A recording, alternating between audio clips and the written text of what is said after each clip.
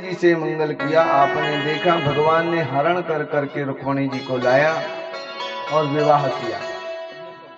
तो संसारिक लोग, आजकल लोग कहते हैं कि भगवान ने हरण किया था, अपहरण किया, रुक्मिणी जी को चुरा करके ले गए। आजकल के नए युवा भी ये करते, माता पिता से बिना बताए विवाह कर लेते हैं और फिर बताते कि हमने विवाह कर लिया। भगवान ने भी तो किया था। भगवान, पहले आप ये सोच लें, अगर आप ऐसा करते हो तो हम आपकी बात बिल्कुल मानते कि भगवान ने रुक्मिणी जी का हरण करके विवाह किया। तो भगवान ने 7 दिन तक गोवर्धन जी महाराज को अपनी छोटी छिंगली पर उठा करके 7 दिन और 7 रात रखा। आप एक रास्ते का चलता हुआ पत्थर वो उठा करके 7 घंटे क्या, एक 7 सेकंड या 7 मिनट भी रख ले तो हम मान जाएंगे कि आप सत्य कहते हो। भगवान इस विषय का बात नहीं है, भगवान वासना का स्वरूप नहीं है, भगवान उपासना का स्वरूप है। भगवान ने मोरपंख और बांसुरी क्यों धारण की, हमने हर कथा में इसलिए बताया। भगवान ने बताया कि मेरा देह से संबंध नहीं है, परमात्मा का आत्मा से संबंध है। श्रुत्वा भवन गुण सुंदरा, भगवान के सुंदर गुणों को श्रवण करते करते माता रुक्मिणी का भगवान से प्रेम हो गया और प्रेम होने के कारण उनके गुणों को सुनते सुनते उन्होंने पत्र में लिखा कि मैं आपको वरण करूंगी और यदि आपने मुझे वरण नहीं किया तो मैं अपने प्राण त्याग दूंगी। तब भगवान ने जाकर के विवाह किया और अगाध प्रेम था। और ये विषय देह का विषय क्यों नहीं है, क्योंकि ये भक्ति है भगवान की रुक्मिणी, श्रवण भक्ति। 9 भक्ति बताई ना, तो पहली भक्ति है रुक्मिणी श्रवण, जिन्होंने भगवान श्री कृष्ण की लीलाओं को श्रवण करके उनसे प्रेम करने लगी। तो ऐसे ही हमको भगवान की कथा सुनते सुनते जब प्रेम हो जाए तो आप समझना कि आप में श्रवण भक्ति आ गई। तो कहा महाराज जी 6 दिन से सुन रहे हैं, आज 7वां दिवस है, आज भी भगवान की कथा हम सुन रहे हैं। तो आप, हम ज्यादा दूर नहीं, आप कल की कोई कथा बता दो। किसी की निंदा बताना हो तो आप बता सकते, 2 घंटे 3 घंटे भी बार बार उसका निंदा को बता सकते हो कि वो ऐसा कर रही थी, वैसा कर रही थी। लेकिन कल की कथा कौन कौन बता सकता है इसमें कि कल क्या कथा हुई, शुरू से लेकर आखिरी तक। रुक्मिणी मंगल तो सब बोल देंगे कि कल भगवान का विवाह हुआ, लेकिन विवाह की क्या कथा हुई, उससे पहले क्या कथा हुई, 6 दिन पहले दिन से लेकर आज तक की कोई कथा बता सकता है? नहीं। क्यों भूल गए? क्यों भूल गए? नोट गिनना नहीं भूलते हो, और नोट गिनने के बाद कहाँ रखा वो भी नहीं भूलते हो, अपने जेवर कहाँ रखे वो भी नहीं भूलते हो। जो आपने 6 महीने 4 महीने साल भर पहले रख दिया उसके बाद भी नहीं भूलते हो। और भगवान की कथा अभी आपने लगातार 7 दिन सुनी, लेकिन आप भगवान की कथा को भूल गए हो।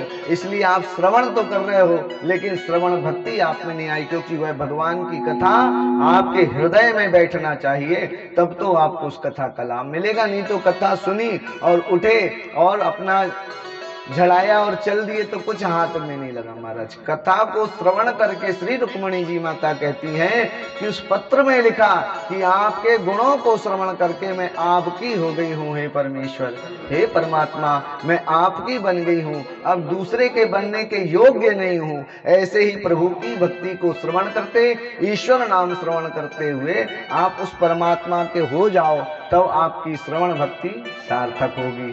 तब क्या होगा? 18 अक्षौणी सेना लगी हुई थी शिशुपाल की, रुक्म की, और उस सेना के बीच से भगवान ले गए। ये सेना क्या है? ऐसी 18 अक्षौणी सेना आपके साथ भी है, काम की, क्रोध की, मद की, लोभ की, दंभ की। ये सारी सेनाएं आपको बढ़ने नहीं देती। जैसे आप बढ़ते हो कोई कामना आ जाती है, और कामना से भक्ति नहीं होती, कामना हुई वहीं भक्ति चली गई। क्रोध आया, क्रोध जैसे ही आपने उपास किया, और कहते हैं चींटी के मार्ग का उल्लंघन नहीं करना चाहिए, उस दिन क्रोध नहीं करना चाहिए, तो आपने क्रोध भी कर दिया और जीव पद्धति का उल्लंघन भी कर दिया, तो आपके व्रत का लाभ नहीं। तो आपकी जो उपासना है, जो आपका पूजन है, जो आपकी भक्ति है, आप श्रवण नहीं करोगे महाराज तो कुछ नहीं पाओगे, फिर तो यहाँ बैठना ही बेकार है। फिर आपके लिए ये जगह कोई लाभदायी नहीं। लाभदायी तब है जब आप कथा सुनो, और कथा नहीं सुनोगे तो आप अपराध करोगे। यहाँ आकर अगर कथा आपने नहीं श्रवण की तो ये आपका अपराध की श्रेणी में आएगा, और अपराध की श्रेणी में आएगा तो भगवान भी तुम्हें नहीं बचा पाएगा, क्योंकि कर्म का लेख मिठे ना रे भाई, ये कर्म का लेख है, इसमें भगवान भी कुछ नहीं कर सकते। तो श्रवण भक्ति होना चाहिए। रुक्मणी मंगल देख करके आपका भगवान के प्रति जो कथा श्रवण करते हो उसको आप चित्त में धारण करो, उसको चित्त में बैठा लो कि इस कथा से क्या लाभ मिलता है, क्या फायदा होता है, और हमको भगवान के प्रति प्रेम और अनुराग हो जाए। और इसके बाद भगवान का दूसरा विवाह हुआ जामवती जी से। पहली भक्ति है रुक्मिणी जी। हमने बताया मोर और बंसी भगवान क्यों धारण करते, क्योंकि मोर जो है, मालूम है कितनों को मालूम मोर पंख क्यों धारण करते हैं? कितनों को मालूम है? किसी को नहीं मालूम? तो मोर पंख भगवान इसलिए धारण करते हैं। आप कई भक्त जो हमारी कथा सुन चुके हैं, और भी कथाओं में कई वक्ताओं ने जो विद्वान है बताते हैं, मोर जो है जब बादल उमड़ते हैं, सांवले वर्ण के बादल हो जाते हैं, तब वह नृत्य करता है मोर, और अपने पंखों को फैला देता है और नाचता है, और नाचते नाचते रोने लगता है। अपने प्रियतम के विरह में रोने लगता है। उसकी प्रियतमा भी साथ में रहती, लेकिन प्रेम में दोनों इतने आह्लाद हो जाते हैं कि वह मोर रोने लगता है और उसके आंखों से आंसू टपकते हैं। उस आंसू को मोरनी नीचे नहीं गिरने देती है, उस आंसू को मोरनी अपने मुख में डाल करके ग्रहण कर लेती है, और उस आंसू से उसको जब पेट में गर्भ में जाता तो गर्भ रह जाता, और उससे मोरनी जन्म देती है। मैथुन क्रिया से नहीं, संसारिक क्रिया से नहीं। इसलिए भगवान ने मोर पंख धारण किया। और भगवान किसको ग्रहण करते हैं, किसको अपना बनाते हैं? तो बांसुरी जैसे पूरी खाली रहती है, तो आप अंदर से खाली हो जाओ, आपके अंदर छल ना हो, कपट ना हो, दंभ ना हो, द्वेष ना हो, पाखंड ना हो, आप निर्मल मन हो जाओ, तब भगवान आपको प्राप्त करेगा। तब भगवान कहते हैं कि सन्मुख हो ही जीव मोहि जबहि, जन्म कोट अघ ना सहित बहि। भगवान कहता जब जीव सन्मुख हो जाए, और सन्मुख तब होगा जब निर्मल होगा। तो इसलिए भगवान ने बांसुरी को धारण करके ये बताया, मैं उनको अपने अधरों पर तब रखता हूं जब वह सब अंदर से द्वेष रहित हो जाएं, कपट रहित हो जाएं, और जमाने भर के बवंडर ना भरे रहें। केवल भगवान का नाम ही, जब भगवान उसमें अपनी मुख द्वारा हवा फूके तो वह बजने लगे सुंदर स्वरों में। तो ऐसे आप खाली हो जाओ भगवान के लिए, तब कुछ जाएगा। अगर पात्र में कोई चीज रखी है तो आप उसमें जल या दूध नहीं डालोगे, दूध डालोगे खराब हो जाएगा। तो खाली पात्र होना चाहिए, और भगवान की भक्ति वह दूध है जिसमें उस पात्र में डाला जाए, तो आपको खाली होना पड़ेगा। तो भगवान ने मोर पंख और बंसी धारण करके ये बताया कि यह तन कर फल विषय न भाई। विषय से, वासना से भगवान का कोई संबंध नहीं है। रुक्मिणी मंगल भगवान ने श्रवण भक्ति है भगवान की पहली, और दूसरा विवाह भगवान ने जामवती से कहा किया, और इसमें तीसरा विवाह भी आ जाता है, जामवती और सत्यभामा। सत्यजित नाम के एक यादव थे द्वारिका में, और वे सूर्य की उपासना करते थे, और सूर्य देव ने उनको एक मणि दी, और वह मणि प्रतिदिन 8 भर सोना देती थी। एक भार में 6 मन होता है, और ऐसे 64 मन सोना प्रतिदिन दिया करती थी वह मणि। तो अगर हम भगवान की निश्चल मन से भक्ति करते हैं ना, तो अष्ट सिद्ध नवनिधि के दाता भगवान आपको क्या दे देंगे आपको पता नहीं। त्रिया चरितम पुरुषस्य भागम देवो न जानामि कुतो मनुष्याः। कहते हैं त्रिया चरितम पुरुषस्य भागम, पुरुष के भाग्य को कोई नहीं जानता, कब उदय हो जाए।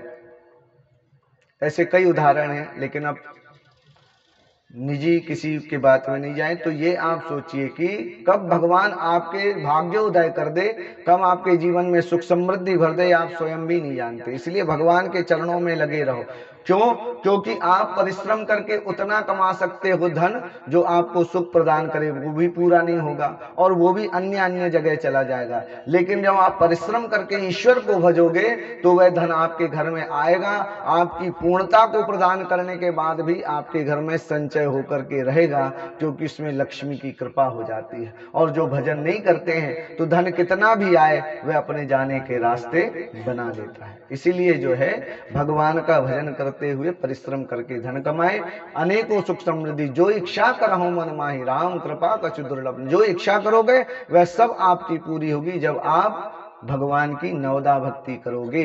9 भक्ति हैं भगवान की, हमने आपको कपिलाख्यान में ही बताया और नरसिंह अवतार में प्रहलाद जी के द्वारा आज बता रहे हैं कि कैसे भगवान, लोग कहते हैं कि भगवान ने बहुत विवाह किए हैं, कहते हम भी तो कर सकते हैं, आप करो, करके देखो कि भगवान ने 16,108 विवाह किया, आप करके देखो, 4-5 ही करके, 2 ही करके देख लो तो समझ में आ जाएगा। तो भगवान ने ये शारीरिक विवाह नहीं है, ये भगवान के आत्मा और परमात्मा की बात है। जामवती और सत्यभामा, सत्रजित यादव हैं, सूर्यदेव से इनको सामयांतक मणि मिली जो 8 भार सोना देती, यानी 64 मन सोना प्रतिदिन देती है।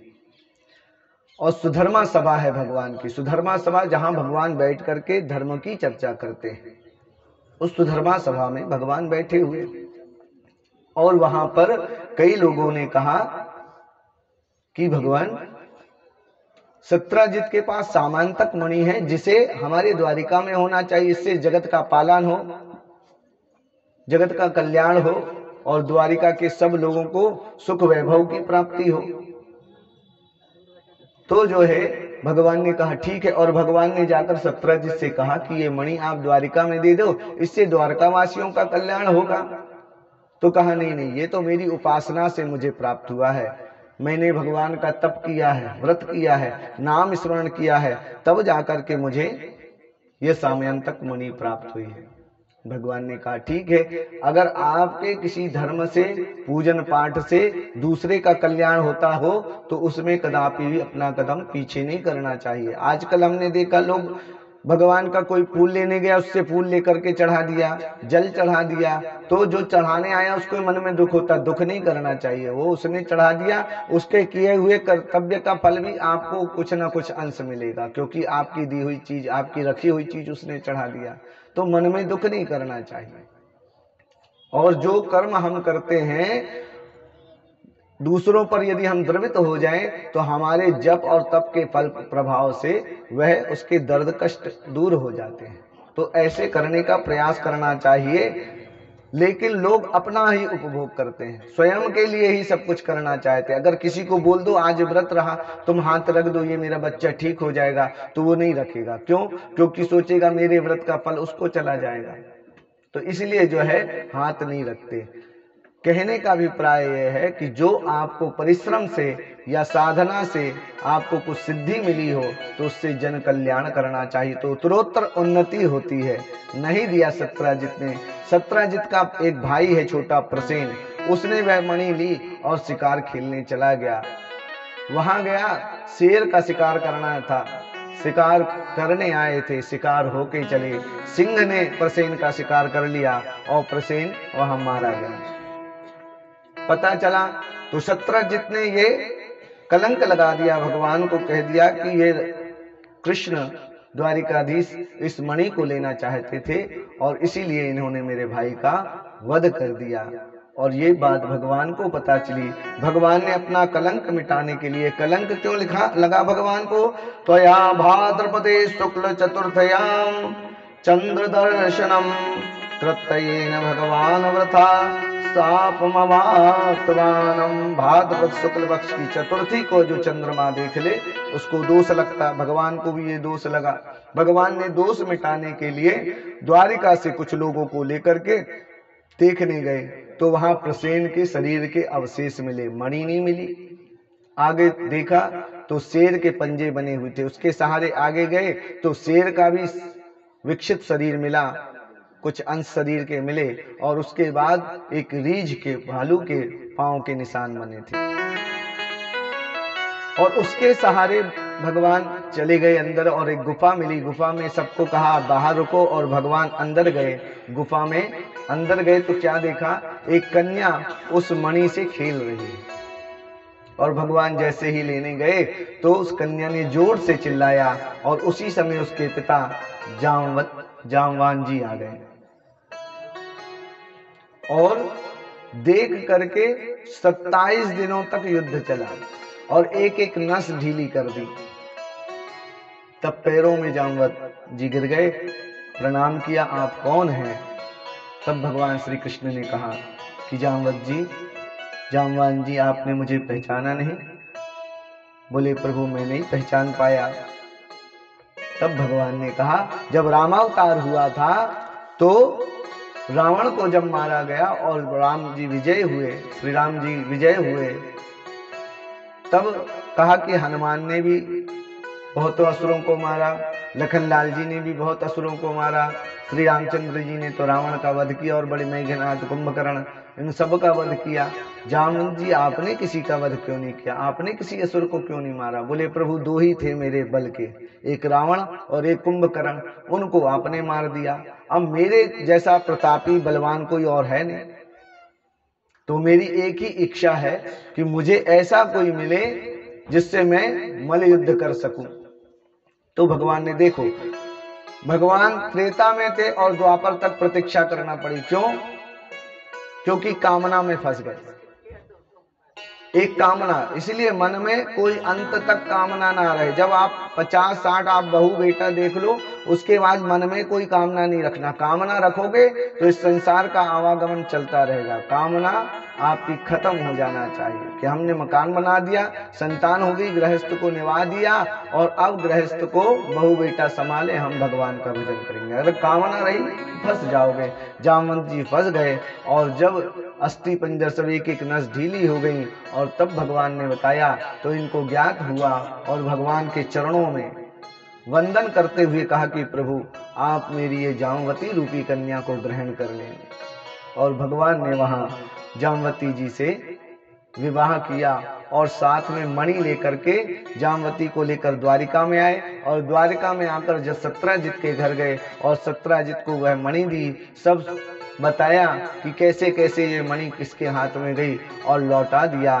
तब सत्यजित भगवान के चरणों में गिर गया, क्षमा मांगने लगा, प्रभु मेरे से अपराध हो गया, मेरे अपराध को क्षमा करो, अब ये मणि भी आप ले लो और मेरी पुत्री सत्यभामा को आप ग्रहण कर लो, स्वीकार कर लो, वरण कर लो। तो यहाँ भगवान ने सत्यभामा जी को भी वरण किया। तो बोलिए जामवती वल्लभ भगवान की जय, सत्यभामा वल्लभ भगवान की जय। तो जामवती जी कीर्तन भक्ति है, भगवान का कीर्तन किया करती थी नारायण का, इसलिए भगवान ने जो है पिता को भी जो उनकी कामना थी वो पूर्ण की और जामवती जी को ग्रहण किया। जामवती जी रीछ से उत्पन्न हुई थी, भालू का शरीर था उनका जामवती जी का। उस शरीर से उत्पन्न होने के बाद भी यदि कई कहते हैं ना कि भाई जिससे जब कोई भजन नहीं करता उसकी कन्या हो या उसका पुत्र हो, बोले वो भजन नहीं करता, ये भजनानंदी कैसे हो गया? प्रभु की कृपा जिस पर हो जाए वह जो है भगवान की कीर्तन भक्ति कर सकता है और कीर्तन भक्ति करते अपने जीवन को शुद्ध बना सकता है। और जो सत्यभामा थी वह विष्णु स्मरण, तीसरी भक्ति है भगवान नारायण का स्मरण। ये सदा सत्यभामा जी भगवान का स्मरण किया करती थी, इसलिए भगवान ने इनको स्वीकार किया। ऐसी भक्ति हमारे घर अंदर होना चाहिए, आसक्ति रहित। संसार में जैसी आसक्ति हो, आसक्ति हटा दो और भगवान से आसक्ति जोड़ करके भगवान का कीर्तन करना, भगवान के विष्णु स्मरण करना। और इसके बाद चौथा विवाह भगवान का हुआ कालिंदी यमुना मैया से। एक समय भगवान हस्तिनापुर को बसाने के लिए अर्जुन को साथ लेकर के चले और दिल्ली में पहुंचे तो वहां देखा यमुना के, माँ यमुना के किनारे एक सांवले वर्ण की कन्या बैठी हुई है और तप कर रही है। और अर्जुन जब गए पूछा कि क्या बात है देवी, यहाँ क्यों बैठी हो? तो बोले मैं बैठी नहीं, मैं तो तपस्या कर रही हूँ। तो बोले किस लिए तपस्या कर रही हो? बोले भगवान को पाना है। तो बोले कब से तपस्या कर रही? बोले आज से नहीं, मैं सतयुग से तपस्या कर रही हूँ और भगवान की रास्ता देख रही हूँ। तो बोले अच्छा, तो भगवान तुमको मिल जाएंगे, भगवान तो आए हुए हैं। बोले मुझे मालूम है, अभी तक तो मैं जल के अंदर तप कर रही थी, लेकिन आज ही मेरे पिता सूर्यदेव ने आकर के बताया कि आज तुम्हें भगवान मिलने वाले, इसलिए मैं जल से ऊपर आकर के तप कर रही हूँ। और ये यमराज और शनि देव की बहन यमुना महारानी है। आज भी जो दिवाली के बाद दूज पड़ती है, तो जो यमुना जी में जाकर के स्नान करते हैं उनके पापों की निवृत्ति हो जाती है। और जो भाई बहन बनना चाहते हो, भाई दूज के दिन दोनों भाई बहन, चाहे वो सगे हों या ना हो, अगर भाई बहन बनना चाहते हो तो एक साथ दोनों हाथ पकड़ करके डुबकी लगाएं, तो उनको सगे भाई बहनों की श्रेणी प्राप्त हो जाती है। तो यमुना महारानी तप कर रही थी, भगवान ने उनको वरण किया और ये भगवान की पाद सेवन भक्ति हुई। जब आपने देखा भगवान को लेकर के जा रहे थे तो भगवान ने चरण नीचे झुलाए थे, चरणों की सेवा की ना, ये पाद सेवन भक्ति है यमुना जी की। और इसके बाद बोलिए यमुना वल्लभ भगवान की जय। और 5वां विवाह भगवान का हुआ उज्जैन की राजकुमारी से, मित्रविंदा राजाधि देवी की कन्या है ये। और इनका कन्यादान राजाधि देवी मां ने किया उनकी। और ये भगवान की अर्चन भक्ति है, ये भगवान का अर्चन किया करती थी। अर्चन कैसे करती थी? भगवान को प्रतिदिन विष्णु सहस्त्र नाम से तुलसी दल चढ़ाना। विष्णु जी के 1000 नाम हैं और 1000 नामों से तुलसी दल। और तुलसी दल कैसे चढ़ाना चाहिए?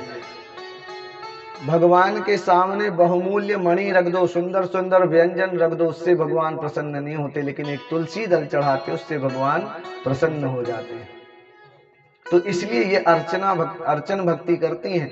प्रतिदिन भगवान को विष्णु सहस्त्र नाम से सहस्त्र तुलसी दल, तुलसी दल कैसे? 2 पत्ते जिसमें लगे, सिंगल पत्ता नहीं, 2 पत्ते लगे हुए हों, ऐसे तुलसी दल को भगवान श्री नारायण के चरणों में समर्पित करने से भगवान अपार संपत्ति प्रदान करते हैं और उसे अपना बना लेते हैं। ये अर्चन भक्ति हो गई भगवान की। और इसके बाद नागजिति, अयोध्या के राजा नग्नजित की कन्या है नागजिति। उन्होंने ये प्रण करके रखा था कि 7 बैल थे और जो 7 बैलों को नथ देगा, एक ही नथनी से, एक ही रस्सी से मैं अपनी कन्या का विवाह उसके साथ करूंगा। और भगवान गए, एक ही रस्सी से 7 बैल को नथ दिया और यहाँ पर उन्होंने नागजिति से विवाह किया। नागजिति प्रतिदिन भगवान को अयोध्या में रहते हुए ये भगवान की कौन सी भक्ति करती थी? वंदन भक्ति, भगवान की वंदना करती थी। तो वंदन भक्ति क्या होती है? भगवान की वंदना करना। प्रतिदिन अयोध्या से उस तरफ मुंह करके प्रणाम करती थी भगवान को जहां पर जिस दिशा में द्वारिका थी, उस दिशा में प्रणाम करती थी। और प्रणाम भी कैसा करती थी महाराज? दंडवत प्रणाम करती थी। आजकल माता पिता अपने संतान को प्रणाम करना नहीं सिखाते। प्रणाम कैसे किया जाता था? तो उल्टे हाथ लगा करके घुटनों को प्रणाम करते हैं। प्रणाम जब तक माता पिता और गुरुजन के चरणों में सिर को नहीं रखोगे तब तक प्रणाम नहीं कहलाएगा। और जब तक आप चरणों में शीश नहीं रखोगे आपके कष्ट भी नहीं मिटेंगे। इसलिए माता पिता गुरु के चरणों में दंडवत प्रणाम करना चाहिए। अपने इष्ट, अपने उपासक के चरणों में सिर रख करके प्रणाम करना चाहिए। तो कई महाराज ऐसे हैं जो भगवान के श्री विग्रह के लिए कहते नहीं, हम तो विग्रह में, हमारे गुरुदेव ने कहा चरणों में, कहने का चरणों में सिर रख करके ही प्रणाम करना है। तो विग्रह में चरणों में सिर नहीं रखना है। विग्रह में तो चरणों का ध्यान करके आपको उस मर्यादा का पालन करते दूर से ही आप ये मन में भाव बनाओ कि हम भगवान के श्री चरणों में अपने मस्तक को रखकर प्रणाम कर रहे हैं, तब आपको उसका लाभ मिलेगा।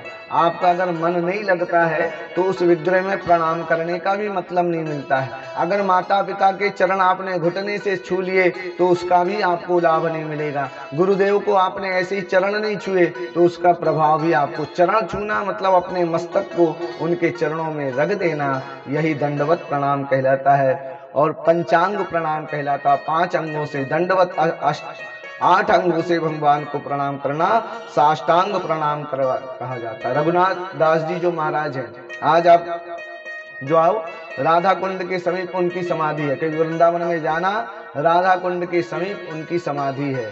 तो रघुवर दास जी प्रभुपाद स्वामी प्रतिदिन 1000 बार दंडवत प्रणाम करते थे। किसी दिन तो दंडवत प्रणाम कैसा कहलाता, पूरा लेट जाना, अष्टांग प्रणाम, नाखून अपने अंगूठे के से लेकर के और पूरे हाथ ऐसे लिटा देना, ये दंडवत प्रणाम। और 1000 बार प्रणाम करते थे। कभी कभी तो उनसे उठते नहीं बनता था तो दूसरे लोग उनको उठाया करते थे। तो ऐसे भगवान का ये वंदन भक्ति है। बोलिए ना विजती वल्लभ भगवान की।